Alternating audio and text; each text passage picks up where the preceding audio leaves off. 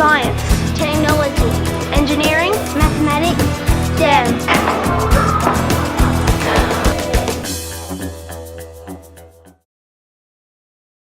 That tree there, look.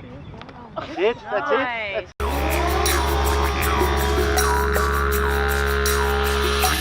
And what's this style of boomerang? So it's got the 4 prongs, so it looks like a propeller, right? Yeah.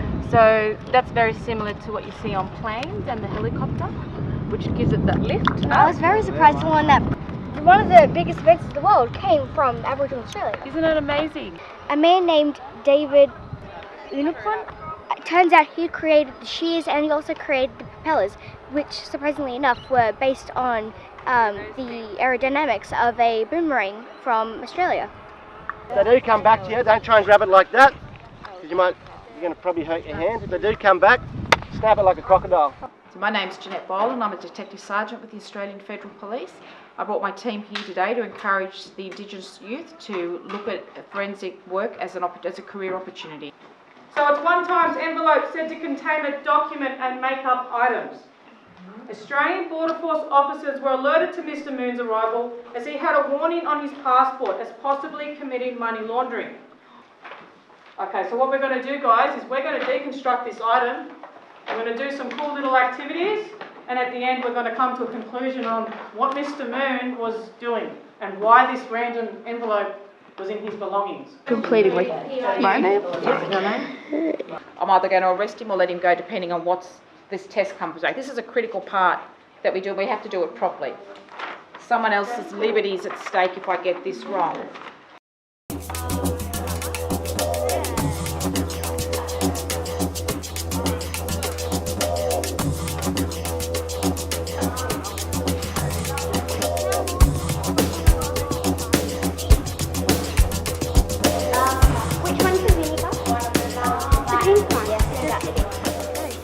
So we're going to put the Mentos in it, and we're going to shake it up, put the lid back on. When the Mentos has fizzed, it's released the gas. English elders up north, and they were explaining how they would take this plant, right? It's like an apple plant, but it's actually full of arsenic. So, you know, if you eat it, you die. And they would do this process where they would, you know, they'd boil it, they'd do other stuff to it, and they'd remove all the toxic things. So, without even knowing it, you know, they're performing really advanced chemistry. It's about making strong structures to keep the eggs safe. She's going to pull it. The egg's going to pull it. Oh! Wait, where's that?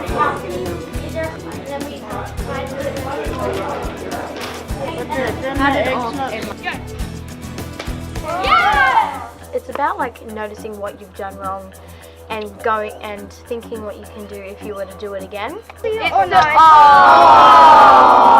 we got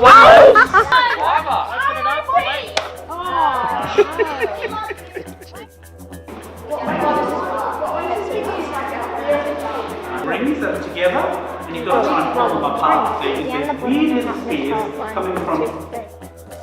And so on and so until you go as deep as you like.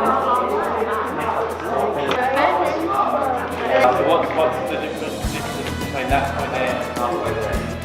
Okay, cover that face cardboard will be completely self-similar. I'm Riley from the UA Nation, and we learned about fractals. You can see them in rivers, you can see them in foods, in trees.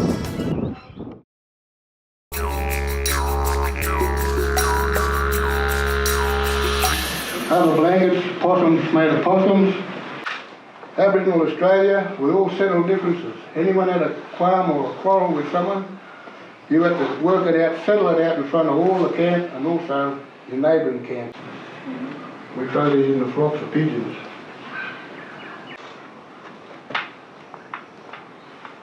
Okay, so we put it on like that. And it makes the spear go a little bit further. Okay, so it's like a lever. Okay, so everything I show you is ancient technology. Goes back to the Stone Age. Did you know that Aboriginal Australia, we missed out on the Iron Age and the Bronze Age?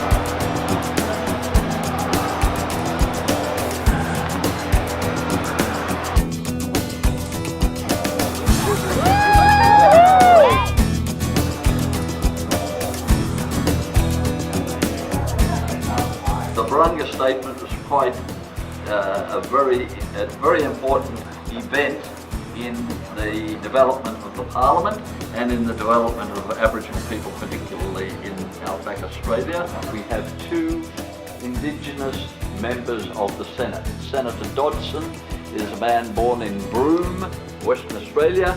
Senator Mandawiri McCarthy, and she comes from the Northern Territory. You know, in life you can have some pretty terrible things happen. You can have your house burnt down, or, you know, lots of things can be taken from you. You can lose lots of things. And it happens all the time. And they're sad and they hurt. But there is one thing that's yours absolutely. And nobody can take it off you.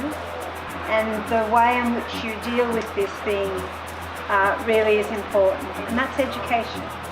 I can't take your education off you, can I? It's yours, isn't it? The most important thing about me is actually my Aboriginality. It is something to be proud of, it's something to be comfortable about, and it's something to understand that what it does for all of us as Aboriginal people is it makes us one really big family. And that's really important. It's what gives me my strength, and what gives me my identity, and also what gives me and very much my purpose.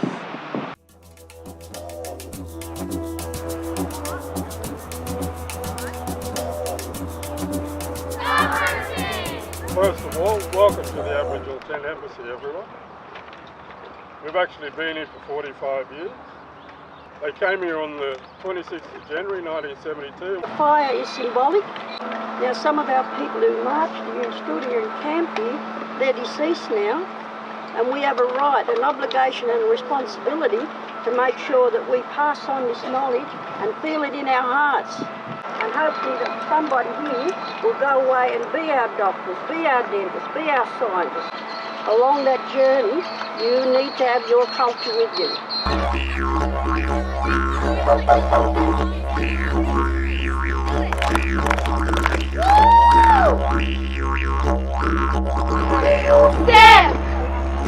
But I wish we had this when we were younger.